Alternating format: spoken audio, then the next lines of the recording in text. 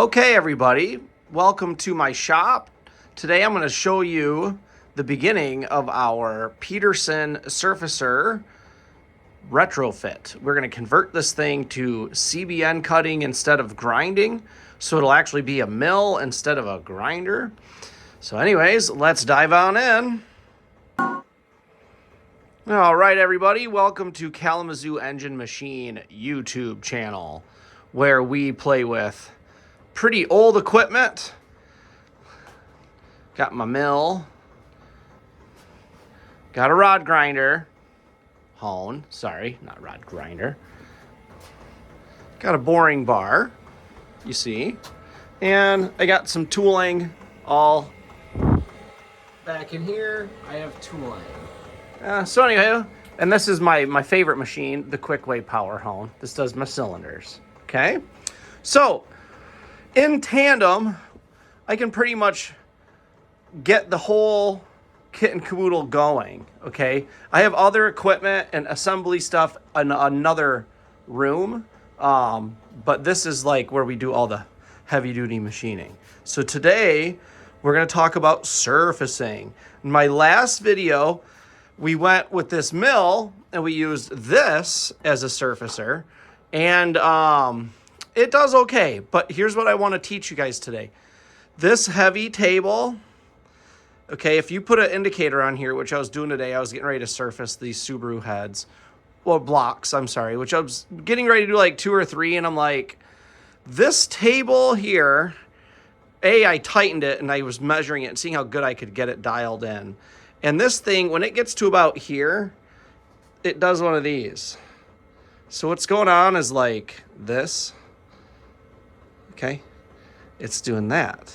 Not like dunk, but what's going on, let me show you, is here and here is the bottom dovetail. It's for this thing. Okay, when I turn this, that moves, okay, the saddle. Even though it's real tight, because I tighten the crap out of it. Now there's another set of these right here. See this one? It's this. Okay, that has a tightener. I tighten that. Then, don't forget, uppy downy, you got another one right here. That I did not tight because I could not get that cap off, and I just didn't mess with it right now. Excuse me, I don't believe the back one is why my table, I'm getting like a few thousandths lift. That's hardly any. That's like the oil clearance of a connecting rod bearing, which is like just the weight transfer is making it do it. And that I'm pretty sure I'm going to see that in the deck, and I'll have a bowed deck like 2,000. So I don't want that. So I would either send it to a friend who's got an awesome surfacer and pay him the money, and he'll get it done for me. Not a problem. And that's normally that's probably what I'm going to do. And I'm going to show you this machine, and I'm going to cut the camera and start from top to bottom on this machine. Okay, first let me show you the spindle. Okay, that is like a huge Cat 50, I believe. It's the same spindle as a flywheel grinder, I believe. Okay, so anywho, that's interesting. I have the big disc, okay, in the other shop where I'm cleaning it, but we're gonna cut that disc. I believe on this mill, I'm going to shape it, and we're going to add a cutter. Okay, we're going to add 2 cutters to it, just like this thing. Okay, so 2 cutters on this thing. This is the travel back and forth, and there's another mechanism, just a mirror image on the other side. You can see the 2 holes, and normally there's a motor housing right here that controls automatic this big guy going back and forth. And then there's a clutch like this, like literally is like a kind of like a just like a clutch that engages and disengages this, so this can stay neutral while it's going.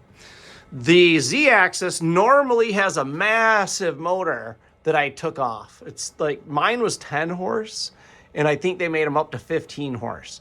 Issue is it needs 308 power, and it's just way overpowered for what we're going to do.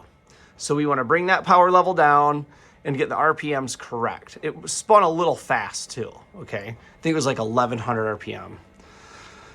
We want it more like 600 to 800. More like 600 if you're doing 14 inch. So anyways, this is the spindle. You can barely see that thing going down. Okay, let's get it all the way down. As you can see, we are going down here. Oops, let's go all the way down.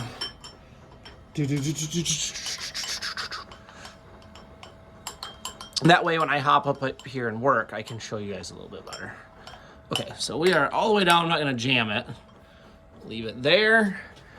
So here we have this massive spindle column. Huge bearings are in here. I'm not gonna rebuild this mechanism. It does spin.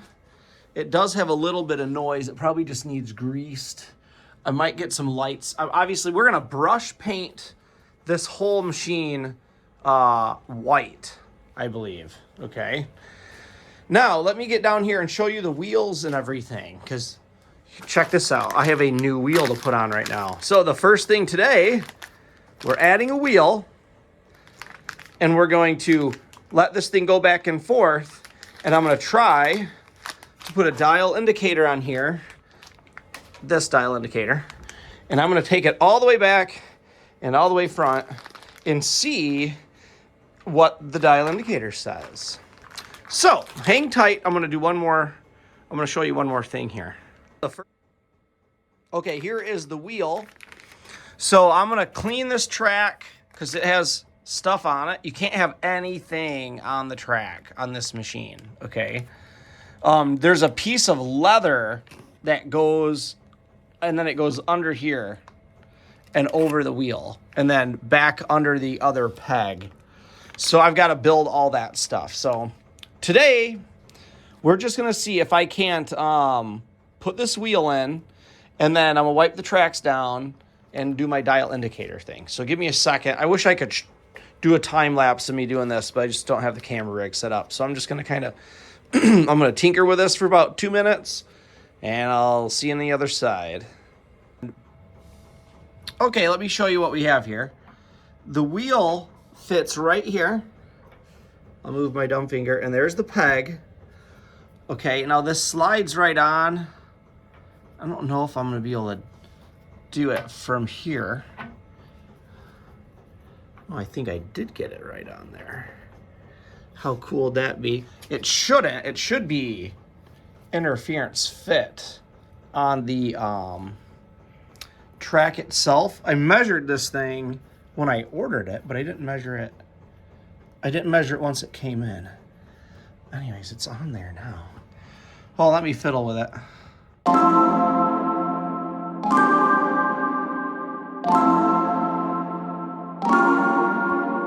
Okay, so quick update on the Peterson. We have 3 of the 4 wheels, okay? Nothing else has happened. We went and took the spindle or the fly cutter to a CNC shop, and they said it was kind of complex. So I'm gonna try to build that on the mill just like I built these ovals and this thing. So, okay, well, wish me luck, everyone. And I think that's the last big project I ever want to do is this thing. Other than that, I'm going to be buying equipment. So once I can surface real good, I can hone really good, and I can bore pretty darn good. I can bore. Soon I'll be able to bore faster. Or sleeve. Okay. So what I was able to do, let me give you guys an update here, was just kind of see how this thing travels without broken wheels. Okay. But you'll see something here in a minute. Where the perch is at, right here that we're coming up on. Let me keep going. Where the perch is at, we're at 0. Or we're at where the other is. So what is that? Ugh, it's squishing me. Oh, where are we? 0, right? Is that a 0? Oh, is that a 0? That's a 0. Okay. Hold on. Sorry. I can just lean, ouch, oh, I can lean on it. And then the handle came and knocked me in the ribs. Oh, that was a good one. Oh, look at this. Bam. Right in the old rib cage. I was trying to lean on it. I leaned on it earlier today, and I can just get it to go. See that? Because this thing is kind of a pain. So that's what hit me in the ribs. Okay, just so you guys know. All right. 10. I thought I was at 0 there earlier today. Oh, I'm at 0 there. See that? Okay, so what I'm gonna do, which I don't even think I use this thing. Let me show you what that does. Okay, these pitted rusty things, where's the worst one? Which had a shim in it that I peeled out. I think I'm gonna make new ones of these for like every main bore. And they're supposed to do this. See that? And I mean, maybe you can shim off of that, but now you're not doing anything. You're just decking it. These aren't for the mains. They sit here. See that? Man, that is the big 400-pound table. Okay. I have it strapped to this thing so it doesn't tip over and kill me. I've needle scaled the inside of this for the most part. And you can see how there's like holes drilled through it. It's not the prettiest table. But the guys who surface ground this thing for me will take this whole table and they will Blanchard grind it, and they will take out, you know, I want to take this table. Okay, let me see here. I want to grind that nice and clean so it looks brand new. And then this side, we will level it.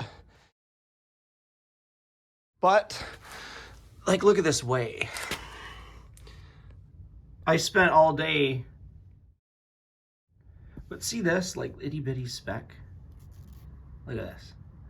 This is a speck. Okay, that's a pain in the butt. That came out of here. Okay, all this. If that falls there, which there's a protector, a leather belt that goes over this, goes under that and over that.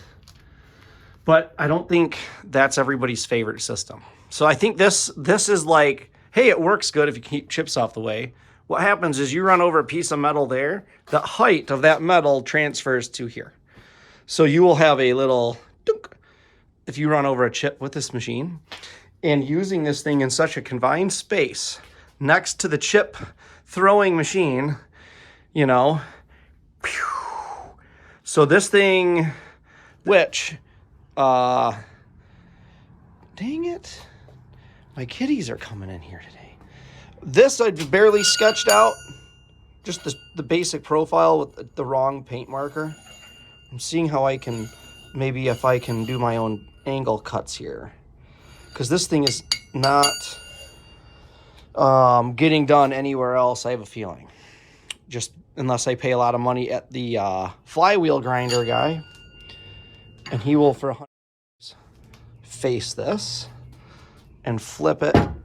And if I mill all that off, he will face that clean. But I need it to weigh a lot less. It weighs about, I don't know, let's say a good 35 pounds. And it needs to weigh like 15.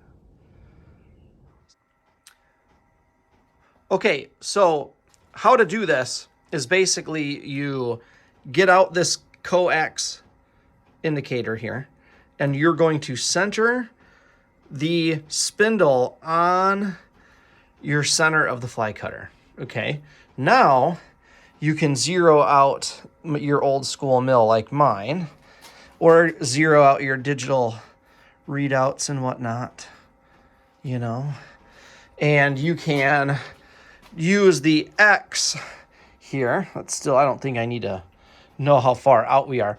But really, I'm going to, I know I'm on center line here. So this part here is this size, 0.776, okay?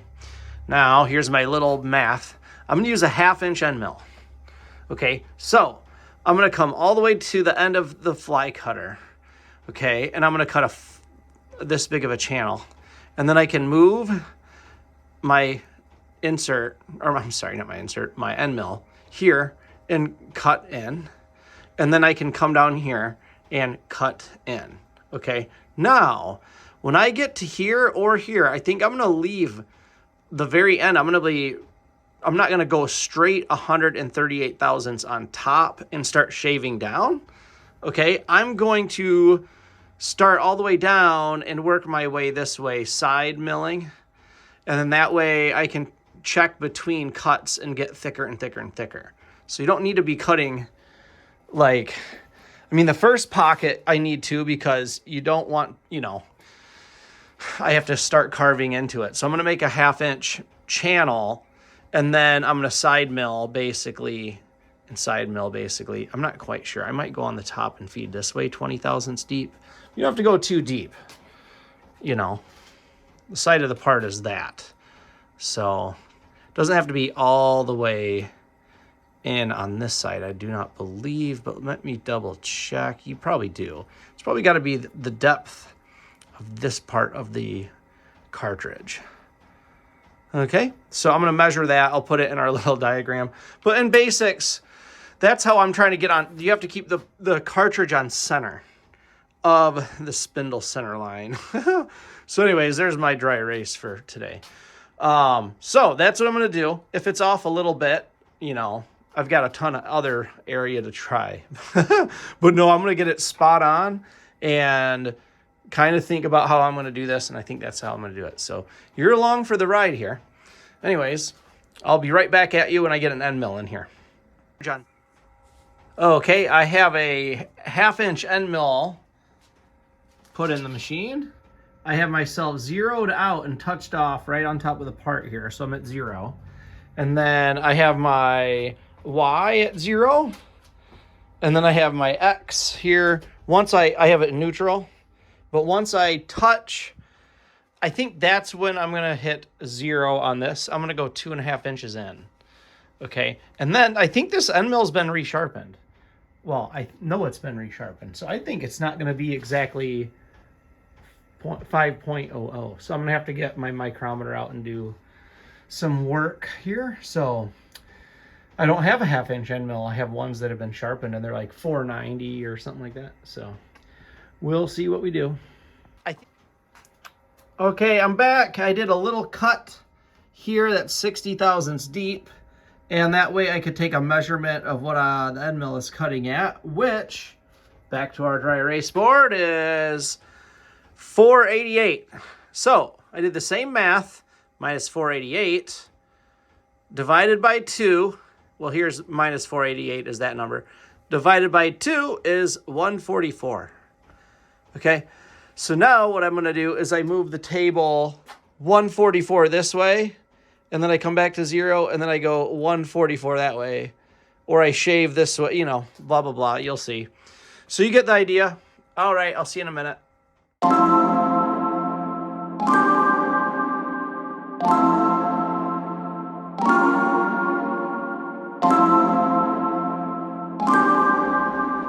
Okay, I'm just now finishing this pocket to fit, and our numbers are pretty much spot on. I had to do 1 thou extra, and this sucker fits right in there and slides. Okay, so now you can see that barely clears, which is what I want.